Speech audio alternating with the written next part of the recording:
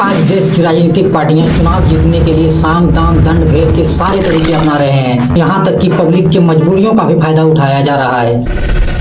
अभी झारखंड में पुलिस वालों ने पुलिस वालों पर ही लाठीचार्ज कर दिया है। बीजेपी जो झारखंड में पूरी तरह से बैकफुट में है, कहीं से भी बीजेपी को नहीं लग रहा है कि वो झारखंड में सरकार बना पाएंगे। फिर भी बीजेपी के नेता चुनाव के अंत तक यही बोलेंगे कि इस बार हमारी सरकार बनने वाला है। पूरे झारखंड में बीजेपी की जितने भी कार्यकर्ता हैं, उनमें से बीजेपी को एक भी ऐसा नेता नहीं मिला जो झारखंड में होने वाले चुनाव को लीड कर पाए। इसलिए बीजेपी ने छांट के इस बार असम के मुख्यमंत्री हेमंत बिस्वा शर्मा को लाया है। झारखंड में हर पार्टी चुनाव जीतने के लिए आज झारखंड के आदिवासियों के साथ खेल रहे हैं।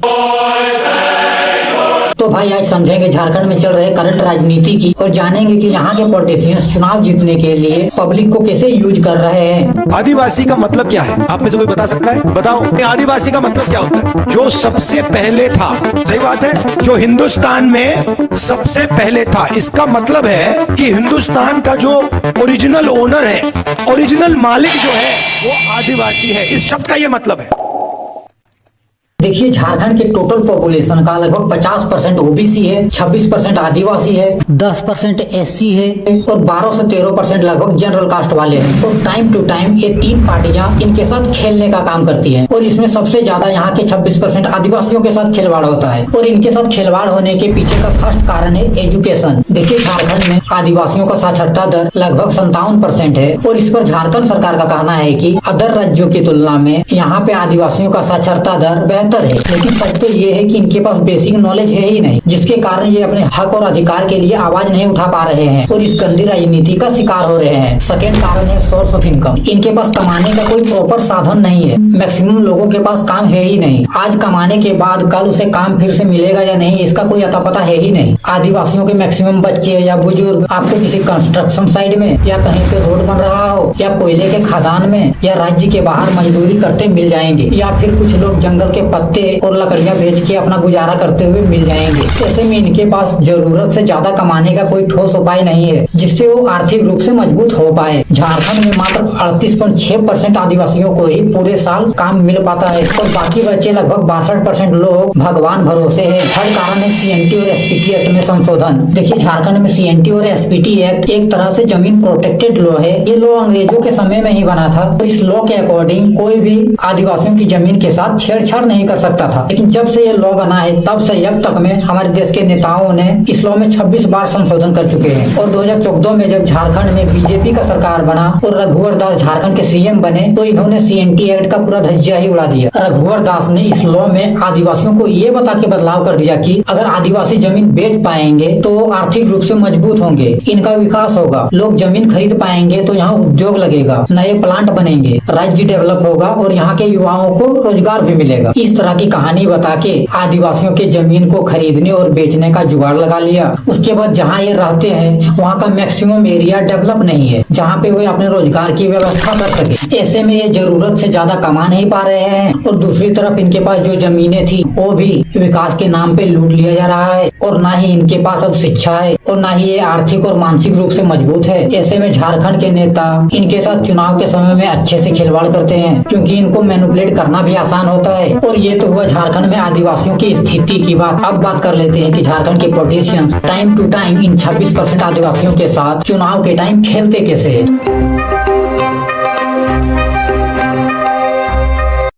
तो देखिए झारखंड में 7 से 8 पार्टियां हैं जो एक्टिव है और चुनाव जीतने के लिए हाथ पैर मार रहे हैं। लेकिन चुनाव के समय में बीजेपी प्लस कांग्रेस इन सभी पार्टियों के साथ साथ यहाँ के लोगों के साथ भी खेलने का काम करते हैं। बीजेपी और कांग्रेस को साम दाम दंड भेद के सारे तरीके पता है। पहले तो ये दोनों पार्टियां किसी थर्ड पार्टी से गठबंधन करते हैं। उसके बाद शुरुआत में तो 10 से 15 सीटें चुनाव लड़ने के लिए दे देते हैं। उसके बाद पार्टी के अंदर ही आपस में लड़वा के पार्टी को तुड़वाने का काम करते हैं और जब पार्टी पूरी तरह से टूट जाता है तो उसे अपनी पार्टी में विलय कर लेते हैं या तो 5 से 6 सीट देके पार्टी को एक ही जिले के अंदर सिमटा देते हैं। देखिए झारखंड में बाबूलाल मरांडी की पार्टी जेवीएम था, आज बीजेपी ने इस पार्टी को पूरी तरह से निगल लिया है। उसके बाद झारखंड में आजसू का भी हाल वही है। जब लोकसभा चुनाव होता है तो बीजेपी आजसू को 1 सीट दे देता है और जब विधानसभा चुनाव होने वाला होता है तो चुनाव लड़ने के लिए 7 से 10 सीटें दे देता है और 1 से 2 जिले के अंदर ही सिमटा देता है। उसके बाद झारखंड में जेएमएम है और ये कांग्रेस के साथ गठबंधन में है। हालांकि जेएमएम को कांग्रेस उतना कमजोर नहीं कर पाया है, लेकिन बाकी बात जितने भी झारखंडी पार्टियां हैं इनका कोई अस्तित्व नहीं है, पब्लिक इनको जानती ही नहीं है। और इसमें है सूर्य सिंह बेसरा की झारखंड पीपुल्स पार्टी, उसी तरह सरयू राय की पार्टी है भारतीय जन मोर्चा, इस पार्टी का भी हाल सेम है। और अभी करंट समय में जयराम भाई ने चुनाव लड़ने के लिए एक पार्टी बनाया है और चुनाव लड़ने से पहले ही इस पार्टी पर महतो पार्टी होने का आरोप लग गया है। और मोटे तौर पर ये 3 पार्टियां हैं जो झारखंड में टाइम टू टाइम पब्लिक के साथ खेलने का काम कर रहे हैं। देखिए, झारखंड में आदिवासियों के लिए सरना कोड एक बहुत बड़ा मुद्दा रहा है और सरना धर्म को लेके बीजेपी, कांग्रेस और जेएमएम इलेक्शन के ठीक 4 मंथ पहले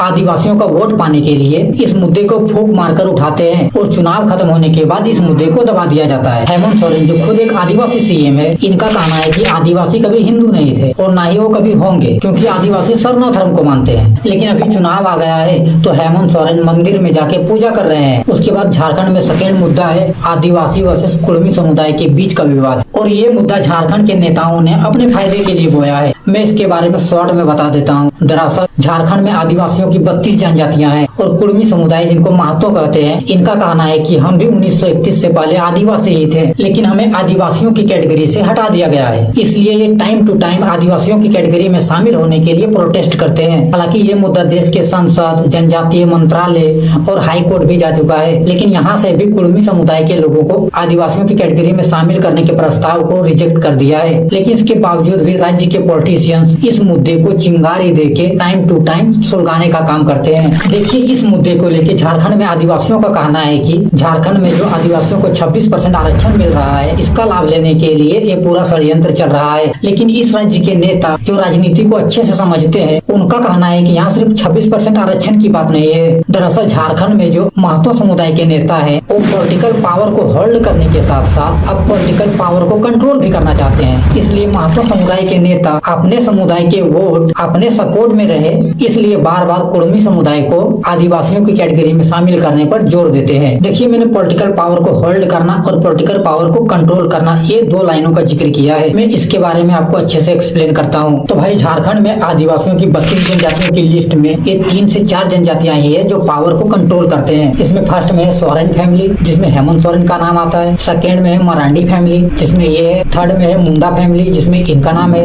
और चौथे में है बेसरा और उरांव फैमिली, लेकिन इसका भी अभी पॉलिटिकल बैकग्राउंड खतरे में है। और यही 3 से 4 जनजातियां हैं जो झारखंड के पूरे सिस्टम को कंट्रोल करते हैं। इनके हिसाब से राज्य के विधानसभा में लॉ बनता है, इनके हिसाब से राज्य का पूरा उद्योग कंट्रोल होता है, किसको किस प्रोजेक्ट का काम देने से क्या फायदा है, ये पूरा कंट्रोल इन्हीं 3 जनजातियों के पास है। वहीं दूसरी ओर महतो कम्युनिटी की बात करें तो महतो कम्युनिटी के लोग सांसद, विधायक, यहाँ तक कि कैबिनेट मंत्री भी बन रहे हैं। और देखा जाए तो महतो समुदाय के लोग सांसद, विधायक और मंत्री बन के पॉलिटिकल पावर तो होल्ड कर रहे हैं, लेकिन इस पॉलिटिकल पावर पे इनका कोई कंट्रोल नहीं है। इसलिए महतो समुदाय के नेता आदिवासियों की कैटेगरी में शामिल होने के लिए जोर दे रहे हैं, ताकि आदिवासियों के वोट को कंट्रोल किया जा सके और पॉलिटिकल पावर को कंट्रोल करने का मौका मिल पाए। लेकिन ये बात आदिवासियों को अच्छे से पता है, इसलिए झारखंड में हर बार इलेक्शन के समय आदिवासी कम्युनिटी के लोग आदिवासियों को वोट करते हैं और महतो कम्युनिटी के लोग महतो को वोट करते हैं। थर्ड मुद्दा आदिवासियों के जल, जंगल, जमीन का है। इस मुद्दे पर भी सभी पार्टियां आदिवासियों के साथ खेल रहे हैं। कहने को तो राज्य के जल, जंगल और जमीन पर पहला अधिकार आदिवासियों का है, लेकिन झारखंड में आदिवासियों के पास कितनी जमीनें बचा है उसका सर्वे करा ले झारखंड सरकार। सच तो ये है कि झारखंड में मैक्सिमम आदिवासियों के पास जमीन के नाम पे सिर्फ झोपड़ी का एरिया बचा है। CNT और SPT एक्ट में संशोधन के बाद झारखंड में सबसे ज्यादा आदिवासियों के जमीन को ही लूटा गया है। लेकिन जब चुनाव होने वाला होता है तो आदिवासियों का वोट पाने के लिए सिर्फ आदिवासियों को इकट्ठा करके इनके जल, जंगल और जमीन को बचाने की नौटंकी शुरू हो जाता है। और ये तो हुआ झारखंड में आदिवासियों को चुनाव के समय में यूज करने की बात। उसके बाद यहाँ के लोकल लोगों के साथ बीजेपी, कांग्रेस और जेएमएम कभी 1932 के खतियान को मुद्दा बना के राजनीति करते हैं, कभी नियोजन नीति के मुद्दे को फूंक मार के उठाते हैं, कभी चुनाव जीतने के लिए पारा टीचर के मुद्दे को सबसे बड़ा मुद्दा बना देते हैं। और इस बार तो झारखंड में सहायक पुलिस का मुद्दा भी ट्रेंड कर रहा है और हेमंत सोरेन की सरकार ने तो इस बार सहायक पुलिस पर लाठी तक चार्ज कर दिया है और इसका फायदा अभी बीजेपी उठाने की कोशिश कर रहा है। दरअसल बीजेपी ने झारखंड में अभी 2024 के विधानसभा चुनाव पर एक सर्वे किया था और इस सर्वे की रिपोर्ट के अकॉर्डिंग बीजेपी किसी भी हालत में झारखंड में सरकार बनाने की स्थिति में नहीं है। इसलिए बीजेपी अभी झारखंड में चल रहे पारा टीचर का मुद्दा और सहायक पुलिस के मुद्दे को आधार बना के